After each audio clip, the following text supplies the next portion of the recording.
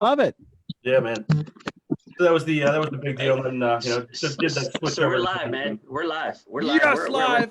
It's on. Facebook, turn it on for us. We're ready to go. Right. So, folks, I'm welcome. Facebook. That's all good. So, ladies and gentlemen, we're here for another episode of The Lab. As you already know, you got yours truly here, Tyler Holloway. He's the lead coach in the PC United program, productivity coaching program in 3 market centers. And we got Drew Swirsky from Elite Real Estate Group, and yours truly here, Eric Quadras from Mass Business Coaching. And today we have the privilege and honor of having Jay Davis. Did I pronounce that right? Davies, but close enough, man. I ain't gonna fry you for it. It's just Spanish in me, man. And he is an owner and operator of Orion Home Improvements. And today we have him here because he's going to share some really cool stories with us about how his business has been able to thrive during this, interesting times. So, Jay, welcome. Thanks, man. Glad to be here. It's good to see some new faces. It's not the truth, right? We're always just, looking forward to, to seeing people and talking to people and getting back to the new normal. But Jay, before we get started, man, we'd love to know, tell us a little bit about, Orion Home Improvements. Tell us, what you guys do and in your business. Okay. So Orion Home Improvements, we are a general contractor that we focus on exterior improvements for commercial and residential properties. So you're going to be talking about your core floor, your roofing, your siding replacements, gutters, windows and doors. So those kind of things is where we focus on. For our commercial side of business, it's more about water management. So gutter and water management systems, metal cappings, flat roofing details, multi-family stuff. So really, when it comes to what we do, it's on the outside of the building. We're not your regular, kitchen and bath redesign guys. We're going to make the outside of your house protected and look beautiful. No, I like that. So, I want the outside of my house to look beautiful. So I know Drew and Ty does too. So we're probably going to be working with you in the near future. I'll bring it on. I got you guys. It's all about the outside sometimes, right? You got to make the curb appeal look great. So that's awesome. So tell me, how have you guys shifted through this? Because I know obviously you have a group of people that you work with and your organization. So how have you managed that?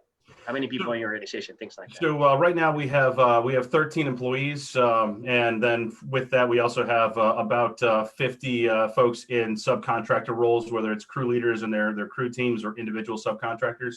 So we do keep a fairly large organization moving and trucking along. It's all been really, kind of slow organic growth over the years, starting out with, that one hire that you're not sure you can afford. And then once you hire them, you realize, how did I get along before I brought this amazing person on my team? And then you just kind of do that over and over again until, you've got a team that really works together.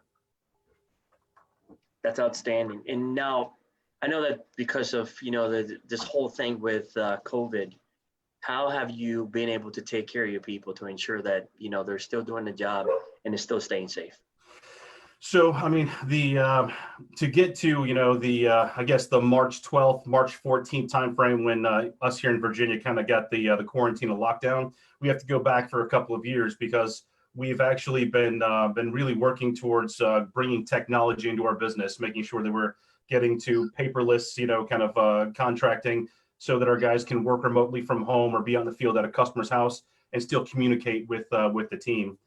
Just really, using every bit of technology, sampling it, seeing if it works for us, and implementing that stuff. It allowed us to have a really fluid office environment during the best of times. And so we fast forward to the pandemic and the shutdown, and really it's just a matter of taking all the lessons and technologies we had in place and really saying, hey guys, instead of coming to the office to make this work, just stay at home and make this work. And so we were able to close down the office with very minimal interruption to our normal daily activities, other than, kind of getting together. So I would say, that the best, thing that happened to us was good prior planning on making sure we were able to adapt to anything that came at us. Outstanding. Ty? So you mentioned adaptability. Thank you for your service. I hear that you were in the Marines, right? So, that transition I find personally fascinating. So can you tell us, and having Eric have been in the Marines, I was in the Army, can you tell us a little bit about your transition and what made you find a different way to serve? Because as an entrepreneur, you're really serving your community. Yeah. So, obviously, back the end of my high school career and before joining the Marine Corps, I was a little rough around the edges, kind of what you'd call maybe a hoodlum. No, a Marine hoodlum. Who would have So, guessed? I kind of knew that wasn't the path I wanted to live for my life. So, joined the Marine Corps and just jumped in wholeheartedly, accepted everything that they gave to me and tried to give as back as much as I could. When I got to the end of about 9 years, I, decided that I met a girl that I wanted to kind of spend some time with. I knew that if I was going to, pump out to the sandbox and she was going to stay here and finish college, we'd, separate. So I had to figure out a way to make my life work without the Marine Corps. So, after a couple of, life lessons on how to make the proper income that, I felt I was capable of earning, I got myself into sales. Worked in sales for a few years with, some of the companies, saw some kind of bad business decisions, some kind of shady decisions that were happening, and kind of thought to myself, hey, I know I can do this better. I can bring this to my community better than the folks I'm working for. And so that's really what it was about, was just me stepping off and saying, I can take care of people that work for me. I can take care of my customers. I can take care of, my family better when I'm at the head of the, the organization and when I'm driving the ship. So that's really what the jump off part was. As far as, doing the home improvements side of things, I just felt really comfortable with, a tool belt on my hip and chatting with people, that trust was there. I felt confident. And again, you can't be successful unless you've got people that, feel like they know you, they like you, and they trust you. And I had those things. I worked on those and just kind of ran with the ball. And here we are today. I think that we're at 11 years strong in business. And I just couldn't be more grateful for the opportunities my community and my team has given me to lead this organization. Man, I love it. And you said know, like, and trust there. And having roofed before, right? It's interesting to see the companies out there that come and go, right, based on their business decisions. So, tell us a little bit about, trust and about how you ensure that you're giving good information to the customers and how you really take care of your customers. I'd love to hear more about it. So for me, that all comes from one really core belief, and that is that my honor, my integrity, and my word are the only things that have value in my life. Everything else is just is kind of come or go. But my bond, my word, my honor, those things, if I trash those, or if they're trash in someone else's eyes, it's not something I can buy back. It has more value to me than anything else. So basically, just coming from that personal mantra when I'm discussing items with the people I interact with, and then as the leader of this organization, that's you talk to anybody here on my team, and they're going to tell you the same things. Is that the trust in our word, and when we give it to somebody, that's the way that we should operate. And so I've taken some guys that are rough around the neck, and then bring them into my organization and help them grow and flourish to become knowledgeable, trustworthy, and and just good citizens and business people.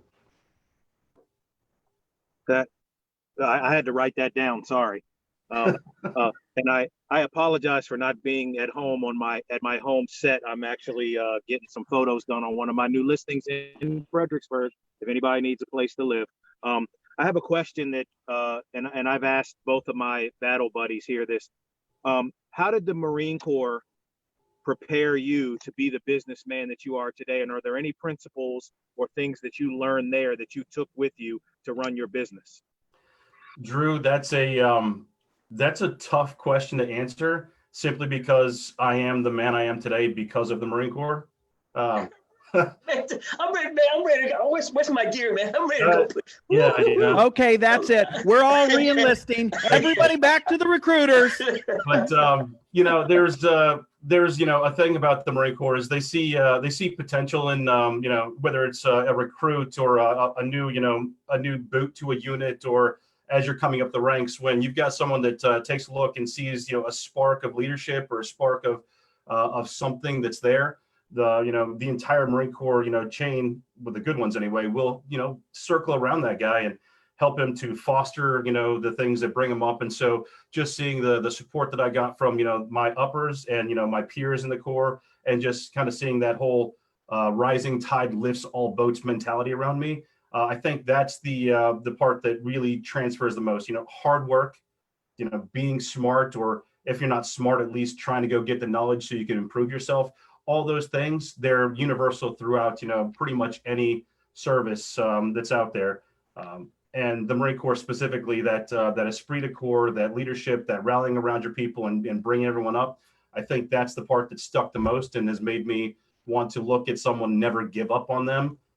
They'll quit on me before I quit on them, kind of deal.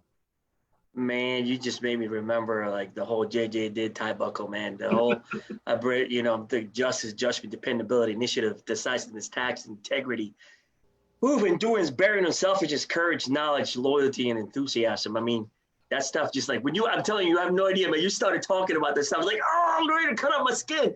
And I've been retired now for about going on 5 years, and I'm ready to spit this stuff out.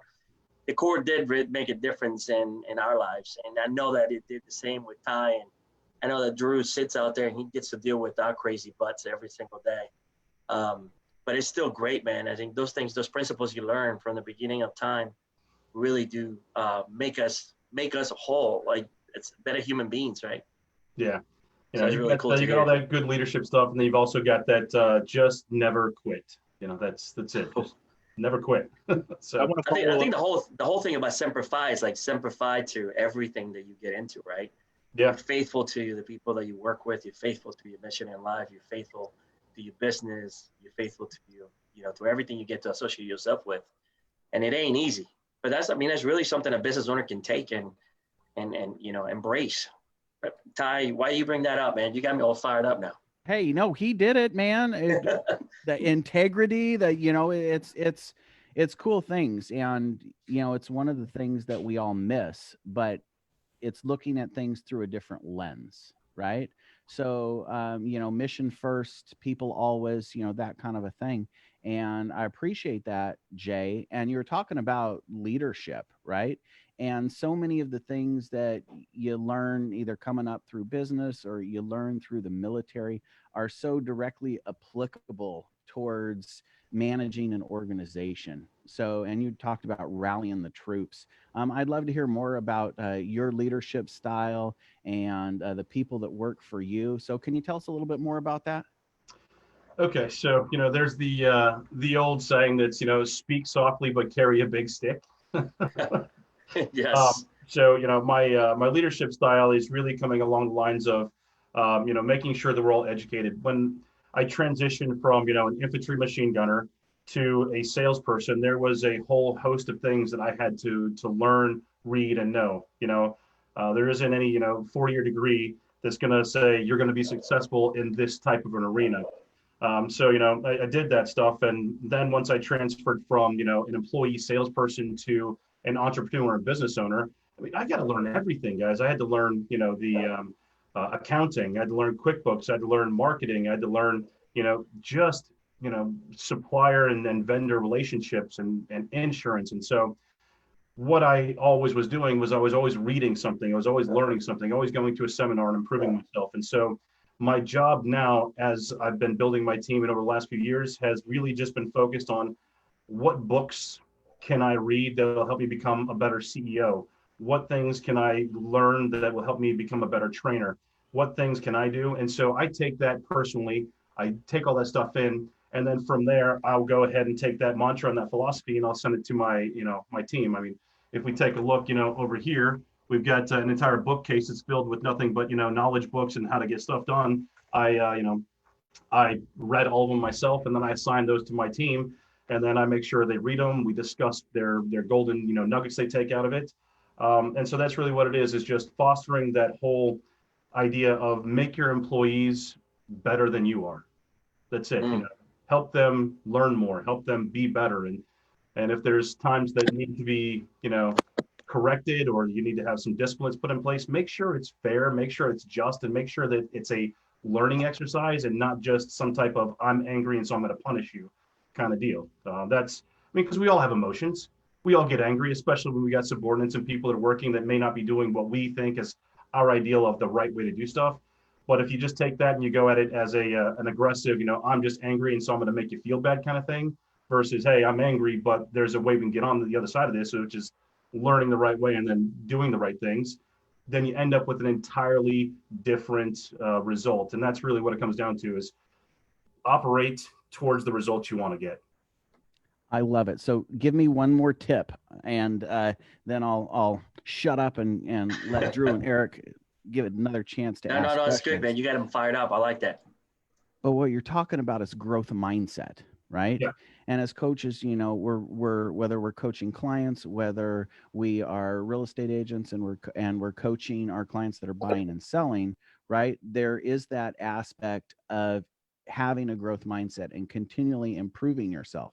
On the other side of that, there's also empowering people and adjusting your expectations, because there are oftentimes several right ways of doing it. So how do you, in your leadership style, empower your foremans and everything else to make good decisions that ultimately lead towards better client relationships? Well, it's the practice what you preach. My team isn't going to see me, acting one way towards a customer or situation and then directing them to do something different. I think that's the steady, kind of example that I try to set when I'm doing these different items, because there isn't something that any person on my team does now that I haven't personally done in the past. And so that's really what it comes down to on that aspect of it. Now, as far as taking risks and doing things, we created standard operating procedures for how we do everything from onboarding a person to, taking a new client from the first phone call until they're paying their final check. And so what we've done over the years is we had the layout of here. I've written down exactly what I do when I'm in this position. And then I don't know everything, I've got to take the blinders off so I can see the wider picture. And so my expectations are you either follow the SOPs as they're written and we get the desired outcome, or you explain to me a new way of doing things. We try it out and find out if we get the same or better result based on what you're doing. And so the only thing that really ticks me off is when someone shortcuts our system and they get a terrible result, which we knew was coming anyway. That's worse than following everything by the book and we get a terrible result, because at that point I own it. It's it's our team's, process. We ended up with the result we didn't want. Let's fix that. But if you don't follow the process, then, how can you be upset and how can I be accepting of your failure when I've laid out the steps for you to do the stuff here? And so having my entire team put their input on, get the results that we're looking at, and then making sure, hey, we did this way and we got the result we wanted. Can we do this standardized? We tried a few times. If it works, that's the new SOP. Outstanding. Love that mentality of, adapting and overcoming, and always growth minded and looking for opportunities for growth with your people. Yeah. And the great thing about this is, you guys being coaches, you understand that there's two types of coaching clients. You've got the folks that are looking for a savior, right? And they expect, a miracle to happen when they're working with a coach. And then you got folks that are, working with a coach because instead of spending 4 years in a professor's, classroom and taking notes and hearing lectures, you want to take that same investment of time, energy, and money and dedicate it to improving yourself. And those are the kind of people that you see the most results from. I personally have a coach, and I couldn't do anything with, as well as I have without having that sounding board, talking about some of these ideas, getting some other stuff, and then helping to feed out, how I talk to, my team and the stuff that we implement. So it is that growth mindset, putting myself around the right, mentors and sounding boards, and then properly relaying that to my, my team. I've probably, I've hired and fired more people than I actually have on my team right now over the years, because some people just don't get it. But, you hire 10, you find that one diamond in the rough, and then they stick around. The other, 9 just work themselves out of our system. Drew, you got something? Sorry, I'm writing a lot of stuff down on an envelope. Like I got notes. My envelope's full of notes, man. You said some really good stuff. Yeah, I'm interested to hear more about the hiring, right, and all of that. And I just what kind of process is that for you? Because I know I work closely with Eric, and one of the things he and I bump heads about is what you said earlier about you'll believe in somebody more than they'll believe in themselves. And Eric did that for me, and he changed my life. He was my coach, and that's how I got into this. Has that ever come back to haunt you, man, kind of bite you in the butt? Because I've seen it happen to Eric a couple of times where he believes in someone and they they don't have that push that he does. Yeah, it's so I've specifically found and hired a couple of managers that give me the important feedback of when it's time to cut ties with someone. I may have this hard ass shell on the outside that says, hey, don't mess with that guy, but I really am a softie and I care about people quite a bit. And so there's been several times I've kept people on the payroll longer than they deserved. But with the with the managers that I have now, I get their feedback. I voice my displeasure with results of what's happening. I try to find ways to find out if they're coaching and mentoring them to get to the side, and then we have honest feedback about, is this person that's on our team worth more effort? And if my managers tell me no, it's time to cut ties, then that's their word. I put them in a place, in a position for one reason only, that's so I can work myself out of a job. And if I don't give them that authority, I don't give them that taste of, hey, you're really in charge of what happens to the future of the folks that are on this team, then I'm not really grooming them to fill my shoes if I'm walking away. So as far as holding on to someone too long, it does happen. But on the same note, I've had guys that were on the cusp of being let go, and then 2-3 weeks after making that final decision, like, what, I'm going to the office and I'm telling them they got to go today, and then all of a sudden they turn it around and then they become superstars. So when do you quit? When do you let go of that rope? It's a hard decision. But I would say that, when you've fully exhausted every avenue of your ability to help them improve and guide them and lead that horse to water, and they just don't drink, there is a time you got to rip the Band-Aid off. But you can always throw them in the pool. Right. That's an inside joke. So it was like back in the Corps when you had a swim qualification. If you didn't know how to swim, they give you the heaviest thing they can find and they'll throw you in the pool. Just make sure the mothers of America are not around to see it. I didn't say that in public, did I? But okay, going back to what you were talking, I do love the fact that, we're all dealing with this. This is, when it comes down to operating and running a business, we all need people. We all need people. And some will win, some will lose, some will come just in our lives for a season. So I guess it's part of the growth process, right? We all learn through it and we get better at it with time. Because our markets change, our audience changes, our business changes, and we're going to need different people for different stages in our business.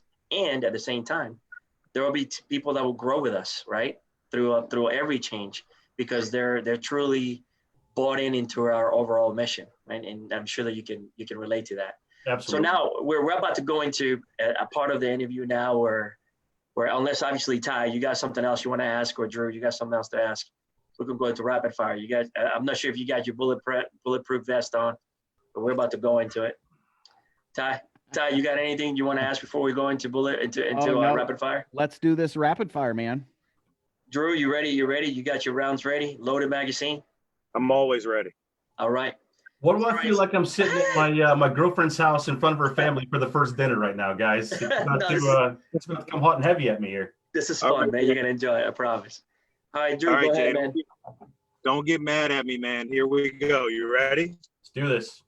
All right, here we go. Rapid fire. Answer them quick. Home Depot or Lowe's? Home Depot. Favorite place that in the world that the Corps took you? Tokyo, Japan. Ooh, you like it better than Hawaii? Tokyo was fun. You hear that? You hear that sound on the subway? Boom, Roppongi.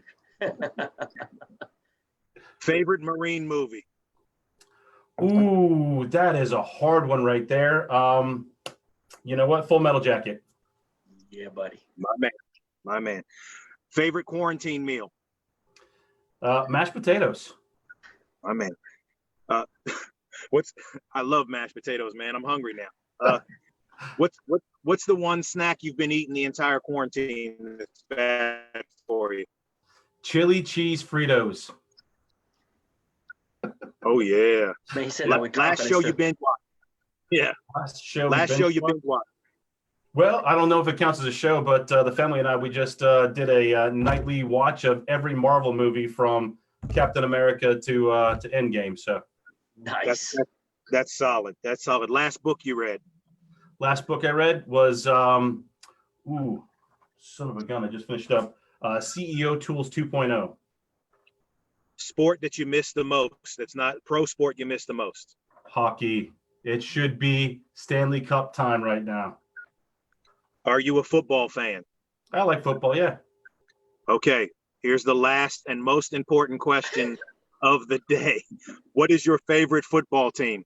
Pittsburgh Steelers all the way. Here we go, Steelers. Okay, I can accept that. I can't accept the Dallas Cowboys. There we go. You can't say that in public, man. Come on now. Hey, Thanks, so Jay. Jay. Thanks, Drew. Hey, so all right, so Jay, we want to before we go, we want to thank you for being here. But folks want to get a hold of you. Where do they find you? What's the best place to get a hold of you? So the website's really easy. It's www.orionhi.com, ORIONHI.com. They can reach us at our office, 571-354-0331. Facebook me. I'm on LinkedIn. So if you have any questions, whether it's about a need for a roof or anything, or just want to ask me some questions about the business and how we're doing what we're doing, I'm freely open to share what we do with anyone. Because again, that rising tide lifts all boats, people. Absolutely. Now, one last thing before we go. If you were to, business owners out there are listening, what's one key element or one thing, thought that you would want to give to them to take away from you as a business owner? To take your blinders off and know that you don't know everything, and keep your mind open to everything that could help you improve your business. If you're in the positive mindset, when you're just walking around in your daily life, you never know when some small bit of inspiration is going to hit you when you're in the right mindset versus pass you by because you're thinking negative thoughts. So that's really what it is. Start your day, positive mindset, know where you're going, and keep your mind open to learn anything you can in your little bag of goodies to make you a better business owner. And get a coach. Get a coach. Get a coach. You know, Olympic athletes, the best in the world, guess what they have? They have coaches. Man, like you got, man, this is awesome. This is great. Jay, I want to thank you on behalf of my partner, Tyler Holloway, from the PC United Productivity Program, Drew Swirsky from Elite Real Estate Group, and yours truly here, Eric Quadros from MAPS Business Coaching. Thank you for being with us today. Semper Fidelis, brother. Go forth, do great things, and do not count body bags, man. We're no longer in part of that business, but now just go out there, win hearts and minds, shake hands, kiss babies, and continue to do what you do, man. It's a pleasure having you. Thanks so much for having me. You guys stay safe, and wish you all the best, all right? You got it, Jay. Have a great day, man. Yep, bye-bye.